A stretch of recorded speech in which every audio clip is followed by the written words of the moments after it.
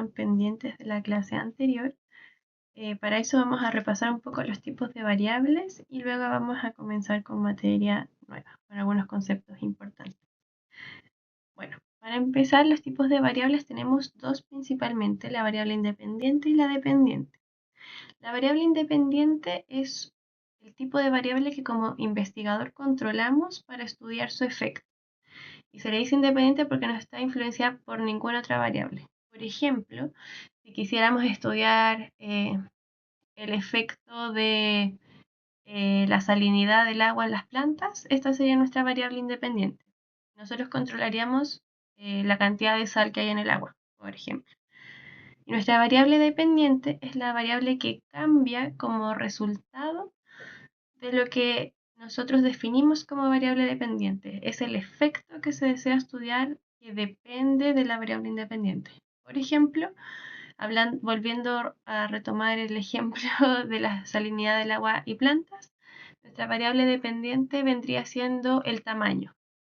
Entonces tendríamos como variable independiente la salinidad del agua y veríamos cuánto crecen las plantas dependiendo de esta salinidad. Eso sería una forma de estudiar estas variables, por ejemplo. Y generalmente en los gráficos, como vemos aquí, se pone la variable dependiente en el eje Y y la variable independiente en el eje X, de forma que podemos ver la directa relación entre estas.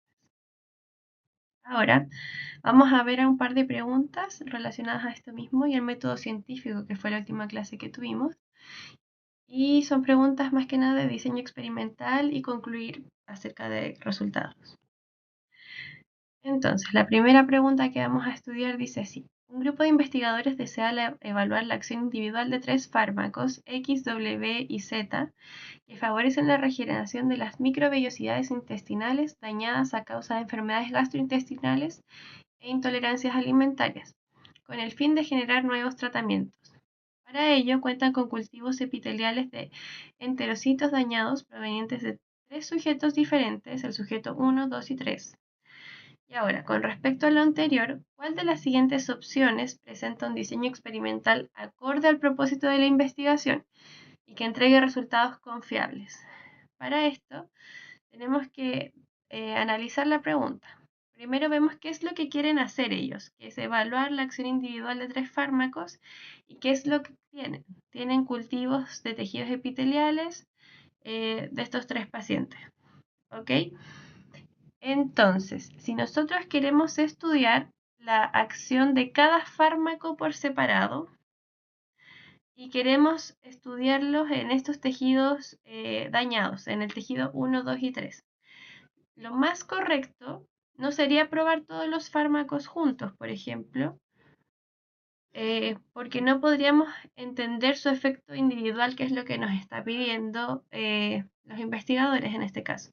Entonces, como primera cosa, tendríamos que estudiar los fármacos por separado. Por ejemplo, ahí descartaríamos la letra B porque los prueban conjunto, entonces solo podríamos quedarnos en ese sentido con la A, C y D. Segunda cosa importante, necesitamos estudiar los tejidos epiteliales 1, 2 y 3, pero entender qué hacen los fármacos en cada uno de ellos. Por lo que, por ejemplo, la letra D no estaríamos entendiendo nada, porque si bien está como cada fármaco individual, entre comillas, estamos probando los 3 al mismo tiempo en los 3 sujetos. Entonces, en la práctica no vamos a entender nada de lo que está pasando, porque vamos a tener todo mezclado. No vamos a poder sacar ninguna conclusión de eso. ¿Okay? Así que descartamos la D. Nos quedamos con A y C. En base a esto tenemos los 3 fármacos en A, tejido 1, 2 y 3, por separado. ¿Ok? Y aquí no vamos a poder entender qué le pasa a los tejidos de estos 3 sujetos, porque vamos a tener cada fármaco estudiándose por separado en cada uno. ¿Ok? Y nosotros queremos saber qué hace cada fármaco en cada sujeto. Entonces así descartamos la letra A también. La letra C nos permite estudiar cada fármaco por separado y también qué efecto tiene cada fármaco en cada sujeto. En base a esto vamos a obtener datos como de cómo le hace el fármaco X al sujeto 1, cómo le hace el fármaco W al sujeto 1 y cómo le hace el fármaco Z al sujeto 1. Y lo mismo con los otros dos sujetos. Por lo tanto, la respuesta correcta sería la C, porque nos da la acción individual de los 3 fármacos y también nos cuenta cómo es su efecto en los 3 tejidos. ¿Ok? Súper. Ahora vamos a continuar con la siguiente pregunta, que también esta es de conclusión sobre resultados. Entonces, la pregunta dice, un grupo de investigadores está evaluando el efecto del tabaquismo en la infertilidad masculina idiopática, es decir, aquella infertilidad en la que se desconoce la causa.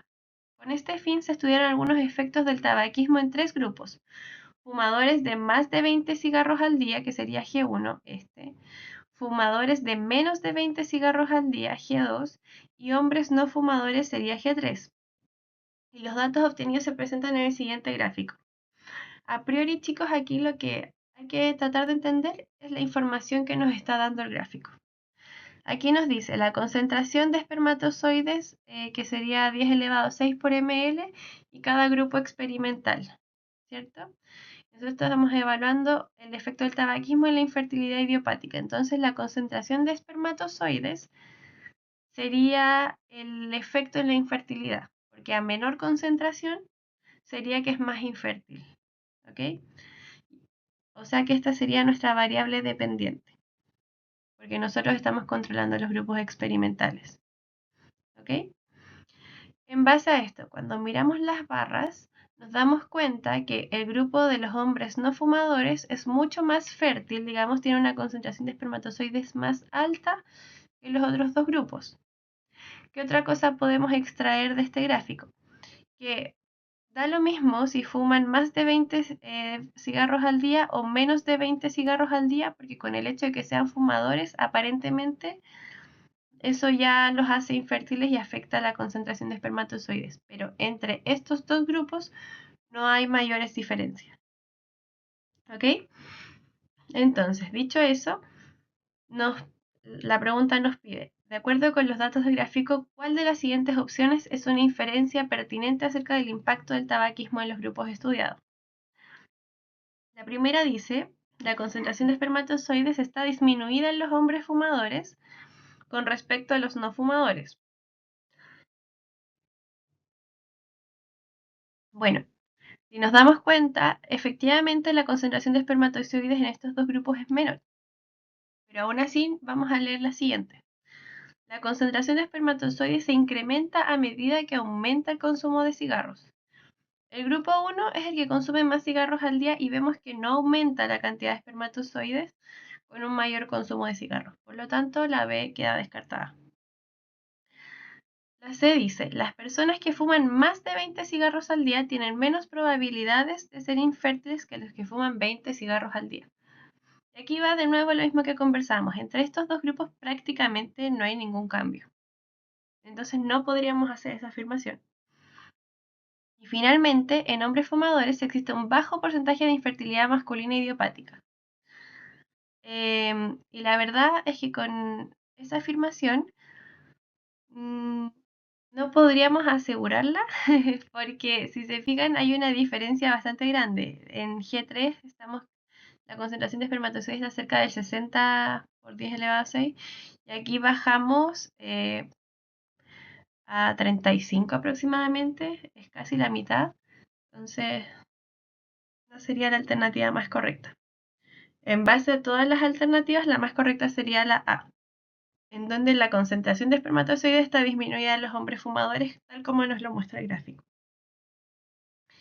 Super. Entonces en este ejercicio trabajamos variable independiente, dependiente y vimos el efecto con las barras. ¿Okay? Vamos a hacer otro ejercicio.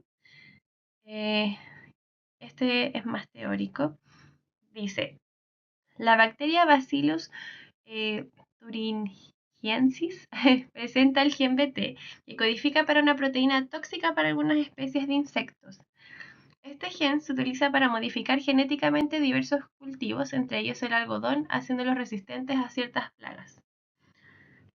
También dice que en un cultivo de algodón proveniente de semillas genéticamente modificadas, se observaron larvas de una especie de polilla.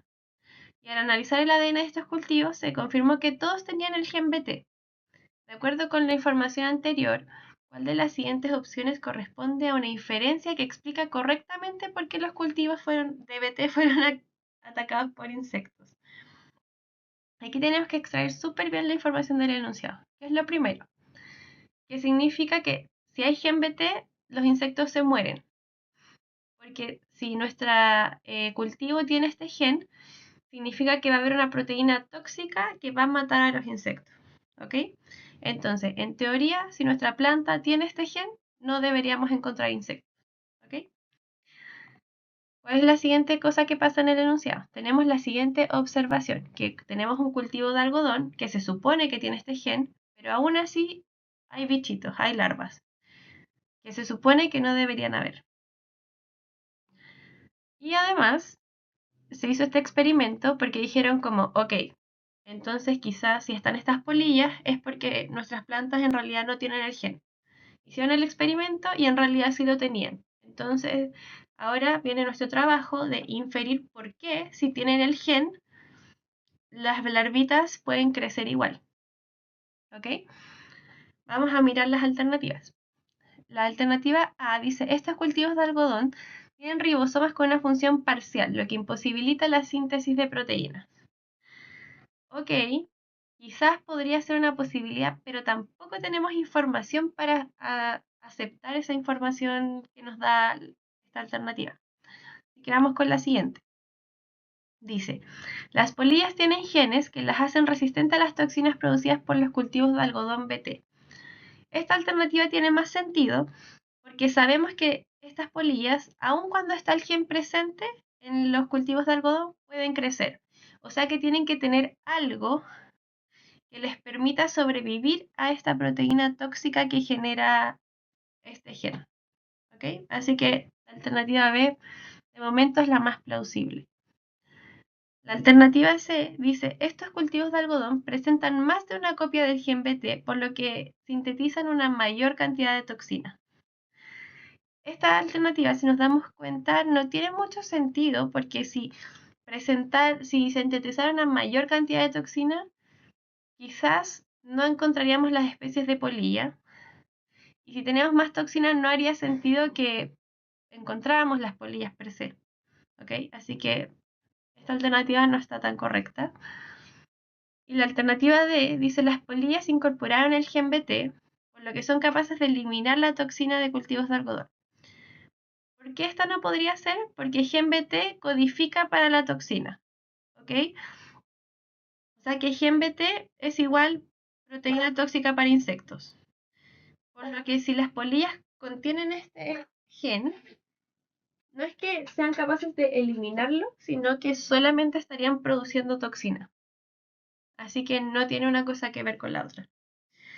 Por esa razón, entre todas las alternativas, la más correcta sería la B.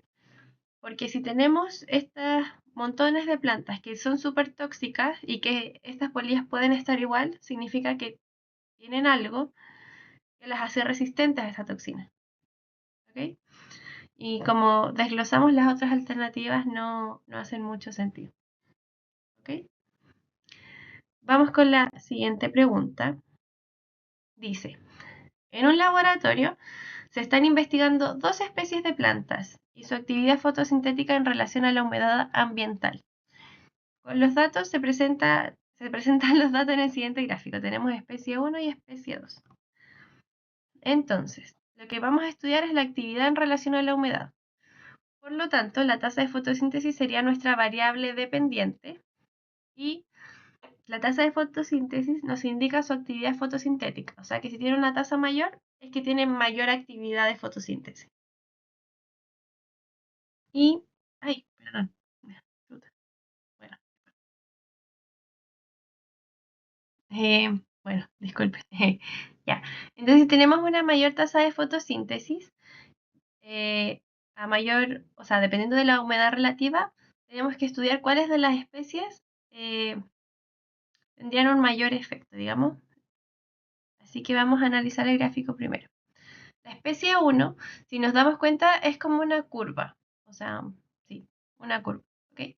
Y vemos que entre 25, 50, 75 hay leves cambios en la pendiente, pero en realidad no generan un cambio tan significativo en la tasa fotossintética. En cambio, la especie 2 pasa al 25% de humedad, tener una tasa súper baja, a cuando tenemos el 50% alcanzar un pic súper alto. Y no tan constante como lo es la especie 1. Entonces, en base a eso, vamos a desglosar igual las alternativas, aunque ya les puse la respuesta. Pero dice así.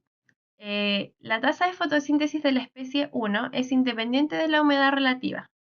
Esto no podría ser porque si fuese independiente de la humedad, tendríamos una línea recta aquí, que significaría que la tasa de fotosíntesis no cambia con la humedad. Y aquí sí hay cambios, hay en algunas partes no son tan grandes, pero hay. ¿Okay? En la B dice, la especie 2 resiste mejor que la 1 los climas con escasa humedad relativa. Escasa humedad relativa, pongámonos aquí en 25 o incluso más para abajo. Si nos fijamos, la especie 2, de 25 hacia abajo, es la que menos tiene tasa de fotosíntesis, o sea que tiene una peor resistencia. Así que esa no sería la más correcta. La C, que es la correcta finalmente, dice que la especie 2 tiene mayor tasa de fotosíntesis que la 1 en el valor medio de la humedad relativa.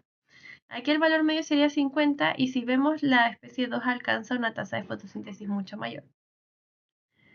Y la D dice, ambas especies tienen la misma tasa fotosintética en todo el rango de humedad relativa. Eso no es real, porque si vemos, si tuvieran la misma tasa fotosintética, las dos curvas serían exactamente iguales. Entonces, por esas razones, la C es la más correcta. Ok, ahora vamos con la última pregunta de este repasito. Esta pregunta dice así. Un grupo de estudiantes diseñó un experimento relacionado con la cuantificación de uno de los productos de la fotosíntesis, el O2. El cual consiste en poner un alga en el interior de un tubo de ensayo que contiene agua purificada a 25 grados Celsius y ubicar este tubo frente a un prisma por el que pasa un rayo de luz blanca, la cual es dispersada tal como se observa en el siguiente esquema. Entonces, tenemos dentro de este tubito, esta cosita que se ve gris adentro sería el alga. El tubo, digamos que está cubierto de agua. Aquí está la luz blanca y el prisma lo que hace es separar las longitudes de onda. Entonces tenemos rojo, naranja, amarillo, verde, azul, violeta. Y esas pelotitas muestran las burbujas de O2. Entonces, a priori, lo que vemos aquí en el tubo, que todas las pelotitas de O2, o sea, el producto de la fotosíntesis en toda esta alga es mayor aquí y acá. Y vemos que aquí en el medio no hay tanta producción de O2. ¿Ok? Entonces, en la primera parte nos están explicando el diseño experimental que ellos hicieron. Es lo que ya les decía, que aquí está la plantita y toda esta plantita puede hacer fotosíntesis. Entonces nosotros vamos a ver bajo qué longitudes de onda produce más oxígeno. ¿Ok? Y estos circulitos representan el oxígeno y donde se acumulen significa que ahí hay mayor producción de O2. ¿Ok? Entonces, en relación a la producción de oxígeno por parte del alga, ¿cuál de las siguientes opciones es correcta? Que es dependiente de la longitud de onda. Esto puede ser porque si se fijan aquí, hay mayor concentración de oxígeno entre el rojo y el amarillo, en el verde casi no hay, y entre el azul y el violeta también se acumula más oxígeno. ¿Ok? La B dice, es independiente de la intensidad de la luz. Eso no es tan correcto porque si nos damos cuenta necesita de todas de estas longitudes de onda específicas y tampoco nos están dando una medida de intensidad lumínica. Entonces, muy difícil hacer esa afirmación. Dice que alcanza su máximo rendimiento a 25 grados. No lo sabemos porque solo pusimos una condición de temperatura que es 25 grados. Tendríamos que compararlo con más temperaturas para saber. Y que se ve afectado por el grado de la pureza del agua. Aquí estamos trabajando en agua purificada y tendríamos que cambiar este grado de pureza para poder estudiarlo, pero en realidad no es el efecto que estamos viendo aquí. Estamos estudiando si es dependiente de las longitudes de onda. Entonces, en base a eso, la más correcta sería la letra A, porque como nos damos cuenta, el prisma separa la luz blanca en distintas longitudes de onda y la producción de O2 se acumula entre las longitudes de onda rojas o amarillas, de rojo a amarillo, perdón, y entre azul y violeta. ¿Ok? Entonces vamos a continuar. Ahora vamos a ver materia. Vamos a ver conceptos esenciales para entender ciclo celular. ¿Ok? Primero, vamos a definir los componentes del material genético. El material genético se compone de bases nitrogenadas, que serían estas 4 bases, que son la citosina, la timina, la adenina y la guanina. Este conjunto de bases nitrogenadas las podemos subdividir en 2 clasificaciones, las pirimidinas y las purinas. Aquí pueden usar diferentes mnemotecnias para acordarse, por ejemplo, a mí me gusta la de agua pura para acordarme que adenina y guanina son purinas y el resto serían las pirimidinas. También tenemos el azúcar de desoxirribosa, que este es parte del esqueleto, digamos, del material genético junto con un grupo fosfato. ¿Por qué se le dice azúcar desoxirribosa? Porque tiene un grupo OH aquí, y si fuera didesoxi tendríamos 2 grupos. Pero bueno. ¿Qué más? Es que este material genético tiene esta estructura. Por ejemplo, aquí estamos viendo solo un lado o una hebra. Aquí tenemos el esqueleto, que serían los grupos fosfato, que son los mismos que están aquí, con el azúcar. Y la base, ya sea purina o pirimidina, de esas 2 clasificaciones. Y este conjunto de fosfato, azúcar y base se unen entre ellas por un enlace llamado fosfodiéster. O sea que el fosfato que está pegadito a la desoxirribosa se junta con el otro azúcar y así van construyendo la cadena. En base a esto tenemos ADN y ARN. Tenemos el ácido desoxirribonucleico, que sería el ADN, y el ácido ribonucleico. ¿Cuál es la principal diferencia entre estas? Es que el ADN son 2 hebras y el ARN es solamente una hebra. El modelo del ADN, que se le dice la doble hélice, fue propuesto por Watson y Crick en 1973 basado en los descubrimientos de cristalografía de Rosalind Franklin. Básicamente, ella determinó que esto era una doble hebra mediante muchos experimentos cristalográficos y ellos después lo publicaron junto con otras cosas que ellos agregaron después. ¿Qué otra cosa es importante del ácido desoxirribonucleico? Es que las hebras son antiparalelas. ¿A qué se refiere esto? Que, por ejemplo, esta hebra que está aquí, digamos que está en sentido 3' arriba y 5' abajo. ¿Ok? Vamos a dibujarlo. Aquí. Aquí va a ser 3. Uy, perdón, es difícil escribir con el computador. Aquí va a ser 5. ¿Ok? Oh, disculpa. Ahí sí. Y que la otra hebra sea antiparalela significa que aquí va 5 y aquí va 3. ¿Ok? Y vamos a ponerle ahí el prima. Super. ¿Qué otra cosa es importante? Es que las bases nitrogenadas van en el interior de la hebra, tal como lo vemos aquí. Entonces, ¿qué es lo que queda en estas líneas de acá? Sería el esqueleto y las bases miran hacia adentro. Y estas bases se acomodan de tal manera que el ácido desoxirribonucleico, o sea, el ADN, gira en forma de hélice. Siempre a la misma distancia se genera una curva. ¿Ok? Y que la replicación del ADN se lleva a cabo durante la fase S del ciclo celular. Ese datito se lo dejan bien guardado porque lo vamos a reforzar en la siguiente clase. ¿Okay? Y aquí el ARN, si se fijan, solo tenemos el esqueleto de azúcar fosfato con las bases como entre comillas hacia afuera. Ok. Una regla muy importante es las reglas de Chargaff. Estas reglas nos van a decir si nuestro material genético que tenemos es doble hebra o hebra simple. ¿Por qué? Porque si se cumplen las reglas de Chargaff, significa que estamos frente a una hebra doble o un ADN.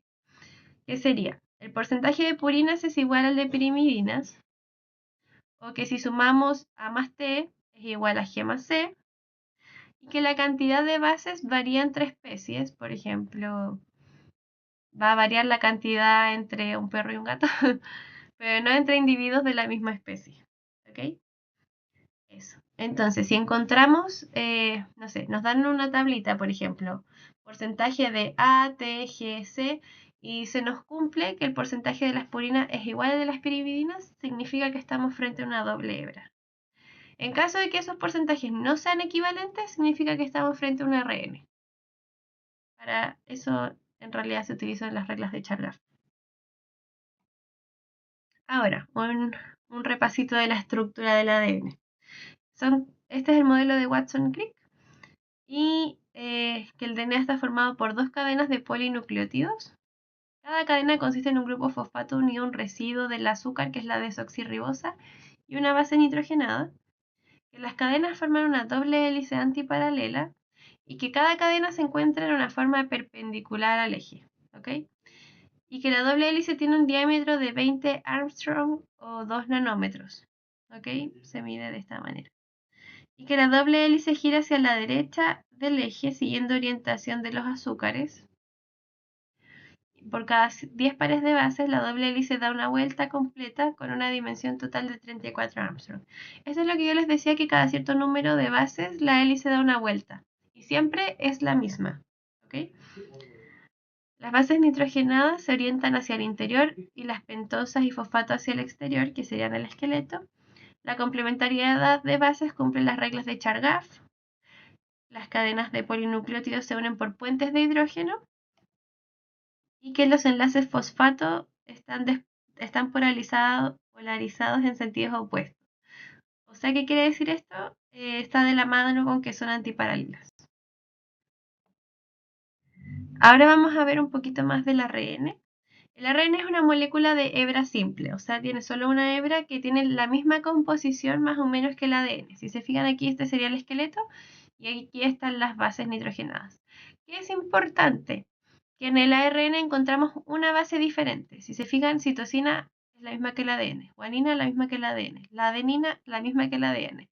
Pero uracilo lo encontramos en el ARN en vez de timina. O sea que en el ADN vamos a encontrar timina y en el ARN, en lugar de tener timina, va a haber uracilo.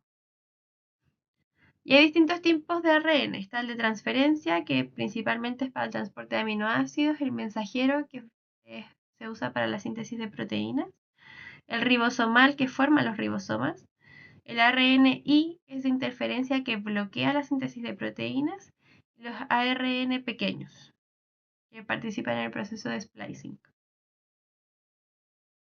Ahora, vamos a pasar ya vamos entrando más en la materia. Ahora sabemos lo que es el material genético, que sería esta parte, y vamos a hablar de la cromatina. ¿Ok? La cromatina es la forma en que se presenta el ADN en el núcleo celular y corresponde a la asociación del ADN con las histonas. ¿Ok? Y las proteínas que se encuentran en el núcleo interfásico en células eucariontes. O sea, que tenemos ADN más histonas y formamos cromatina. ¿Ok? ¿Por qué se hace de esta manera? ¿O por qué las células se organizan de esta manera? Es porque el ADN es sumamente extenso, largo y contiene un montón de información.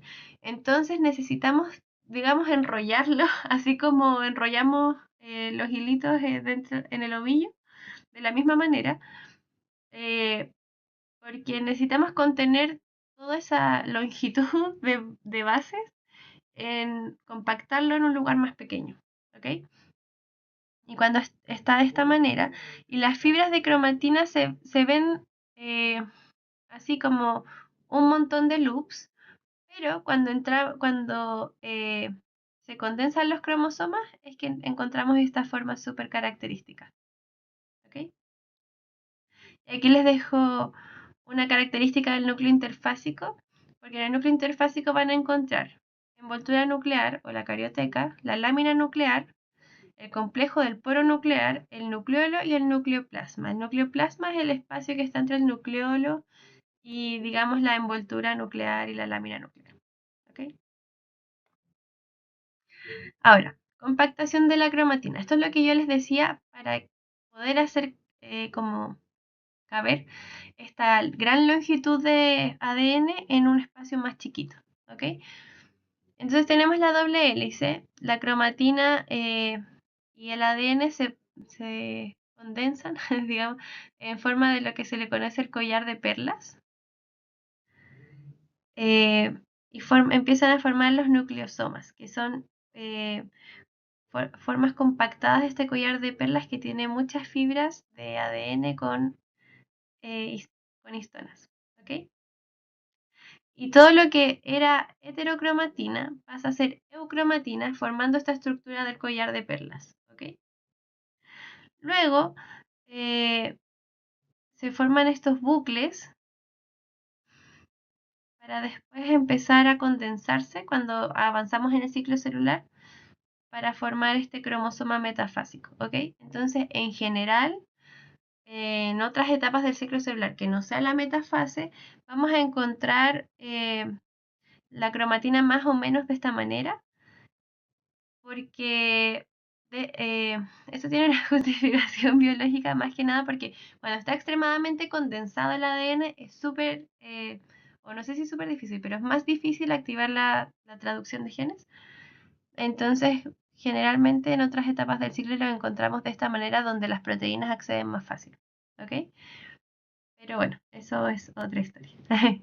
A medida que avanzamos en el ciclo celular, especialmente en metafases, cuando vamos a encontrar esta forma del ADN. En otras etapas del ciclo, generalmente lo vamos a encontrar en forma de bucle. La cromatina, digo. Ok. Ahora vamos de lleno al cromosoma. ¿Okay? Este es el nivel más alto de compactación de la cromatina. O sea, aquí está súper, súper, súper apretadito. El ser humano posee 23 pares de cromosomas en su cariotipo. Estos son los encargados de que en las células eucariontes el DNA se encuentre fragmentado en varias porciones lineales y portan el ADN y con ello toda la información genética. ¿Ok? Todo esto, las dos, o sea, digamos las cuatro patitas y el centrómero, forman el cromosoma completo. Dos patitas, una corta y una larguita, es una cromátida y lo mismo por el otro lado, la otra cromátida. Y a esto se le conoce como cromátidas hermanas. Esta es la hermana 1, digamos, y esta es la hermana 2. Y en las puntas de los cromosomas tenemos los telómeros. Y esta es información como que se pierde, digamos, en cada ciclo. Y el centrómero, que es el punto de anclaje durante el ciclo celular. Aquí se anclan los microtúbulos. Eso lo vamos a ver más adelante. ¿Ok? Y tenemos diferentes tipos de cromosomas. Tenemos el metacéntrico, en donde el centrómero está al centro. Por eso se le, como su nombre lo dice, meta, que es la mitad. El submetacéntrico, el centrómero está un poquito más arriba. Y en el acrocéntrico queda todavía más arriba y el brazo corto queda súper chiquito. Y en el telocéntrico es que ya prácticamente perdimos el brazo corto y solo nos quedamos con los brazos largos. ¿Okay? Entonces, esta clasificación de los cromosomas va más que nada en la posición del centrómero. ¿Okay? Y en el largo de los brazos cortos. Aquí es lo que conocemos como el cariotipo. El cariotipo se usa para estudiar muchos tipos de enfermedades cromosomales. Y aquí hay dos cosas en las que nos podemos fijar siempre en un cariotipo. En el patrón de bandeo de los distintos cromosomas, que si se fijan son todos diferentes y son característicos de cada uno. Por ejemplo, el cromosoma 3 siempre se ve así, el cromosoma 21 siempre se ve así. Y tenemos estos 22 cromosomas que no son sexuales, más el cromosoma sexual, que puede ser XY o XX, ahí dependiendo del individuo. ¿Ok? Y bueno, cada cromosoma tiene su forma y tamaño característico también. Aquí ven un par de conceptos relevantes. Los cromosomas autosómicos o somáticos corresponden a todos los cromosomas del individuo menos los cromosomas sexuales. Entonces, tenemos 44 cromosomas autosómicos. ¿Sí? Tenemos los heterocromosomas o cromosomas sexuales, que son los cromosomas que determinan el sexo biológico de un individuo, que son el XY o el XX.